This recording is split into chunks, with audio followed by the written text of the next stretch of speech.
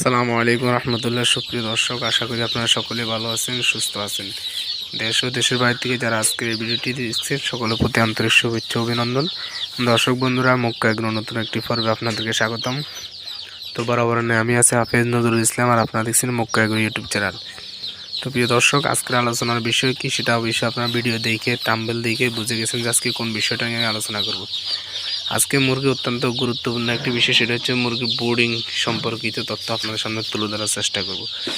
তো এই যে দেখতেছেন, আমরা তো একটা লাঠি দেখতেছেন একটু নাড়াচাড়া দিচ্ছি, এই যে বিষয়গুলো কিন্তু আপনারা মাথায় রাখবেন। অনেকে হচ্ছে যে বাচ্চা বোর্ডিং করেন, আমি আপনাদেরকে এক্সাম্পল দেখাই। এই যে দেখেন মাঝখানে বাচ্চাগুলো জমাট হয়ে আছে, যখন আপনি একটু নাড়া দিবেন তখন হচ্ছে যে সবগুলো একদিন দূরে হয়ে যাবে। তো মাঝখানে যদি বাচ্চা জমাট হয়ে যায় তাহলে এই সমস্যাটা হবে কি, আপনার নিচে 2-3টা বাচ্চা পরে দেখবো এটা হচ্ছে মারা যাবে। তো এটা সবসময় মাথায় রাখবেন যে বাচ্চাগুলো যেন জমাট না হয়। বাচ্চা জমাট হলে আপনার বাচ্চার নিচেরগুলো মারা যাবে। তো অনেকে নতুন খামারে হয়তো জানেন না, তারা এইভাবে কিন্তু বাচ্চারা বোর্ডিং করবেন না।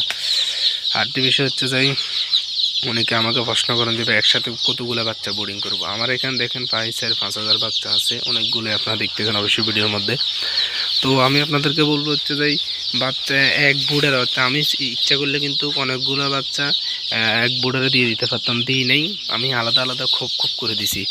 কারণ হচ্ছে যে আপনার যদি একটা বাচ্চা দুর্বল হয়ে যায় তাহলে ওইটার উপর দিয়ে আরও 100টা বাচ্চা থাকলে 100টা হেঁটে যায়, বা যদি 200টা থাকে 200টা হেঁটে যায়, তাহলে ওই বাচ্চারা আরও দুর্বল হওয়ার সম্ভাবনা থাকে। তো এই জন্য হচ্ছে যে আপনারা সকলে চেষ্টা করবেন যে কম কম বাচ্চা বোর্ডিং করতে। তো অল্প অল্প বাচ্চা যখন বোর্ডিং করবে তাহলে বাচ্চাগুলো সুস্থ থাকবে, সতেজ থাকবে এবং বাচ্চাগুলো দুর্বল হবে কম। তো বোর্ডিংকালীন সময়ে আমি আপনাদেরকে একটি কথা বলি যে আমি ওষুধের সাথে কি, অর্থাৎ পানির সাথে আমি কি ওষুধটা ব্যবহার করছি। অনেকে আমার সেটা জানতে চান যে পানির সাথে আমি কোন ওষুধটা ব্যবহার করি। তো আমি সাধারণত বোর্ডিংকালীন সময়ে পানির সাথে হচ্ছে যে মুরগির অ্যান্ড্রোসিন, ওটা ঠান্ডার জন্য বা নাভি শুকানোর জন্য যে ওষুধটা আছে ওইটা আমি সাধারণত ব্যবহার করে থাকি। তো এই অ্যান্ড্রোসিনটা আপনারা সকলে চেষ্টা করবেন যে অ্যান্ড্রোসিনটা ব্যবহার করতেন, তাহলে মুরগিগুলো অতি তাড়াতাড়ি নাভিটা শুকিয়ে যাবে, আর নাভিটা শুকিয়ে গেলে মুরগিগুলো আর দুর্বল হবে না, অথবা বোর্ডিংয়ে বাচ্চা মারা যাবে না। তো বোর্ডিংয়ে বাচ্চা মারা যায় হচ্ছে যে এইসব ভুলের কারণে। অনেক সময় আমরা দেখা যায় কি বোর্ডিংকালীন সময়ে আমরা বোর্ডিংয়ে বাচ্চা দিয়ে আমরা ঘুরতে যাই বা যে বিভিন্ন কাজে, বা অর্থাৎ বোর্ডিংয়ে মুরগি ফাঁসা থাকি না, তখন হচ্ছে যে হঠাৎ যদি কারেন্ট চলে যায় বা কোনো কারণে হচ্ছে যে লাইটগুলো বন্ধ হয়ে যায়, তাহলে কিন্তু মুরগি একটা আরেকটার উপর ঝেঁপে পড়বে এবং জমাট বাঁধে যাবে, যেটাকে আমি বাংলায় বলি যে দলা হয়ে যাওয়া। তো এরকম হয়ে গেলে হচ্ছে যে আমরা মুরগিগুলো অনেক বাচ্চা মারা যাওয়ার সম্ভাবনা রাখে। কারণ যেটা আমার সাথে হয়েছে আমি আপনাদেরকে সেটা সতর্ক করার চেষ্টা করছি। আমার হচ্ছে কি একদিন আপনার লাইটটা যখন বন্ধ হয়ে গেছিলো, বোর্ডিংটা কোনো একটা কারণে কারেন্টটা শর্ট হয়, তখন হচ্ছে যে এক বোর্ডের অনেকগুলো বাচ্চা মারা গেছে, আমরা কেউ ছিলাম না, আস্তে আস্তে দেরি হয়েছে। তো এই জন্য বোর্ডিংকালীন সময়ে খুব কেয়ারফুল থাকবেন, ছোটো বাচ্চার মতো, মানুষের বাচ্চার মতো। যেরকম আপনি আপনার বাচ্চা থাকলে কোনো দিকে যান না, ওটাকে সাথে নিয়ে যান বা ওটাকে দেখভাল করেন, ওইরকমভাবেই যে কোনো মুরগির বাচ্চা হোক আপনারা কিন্তু চেষ্টা করবেন যে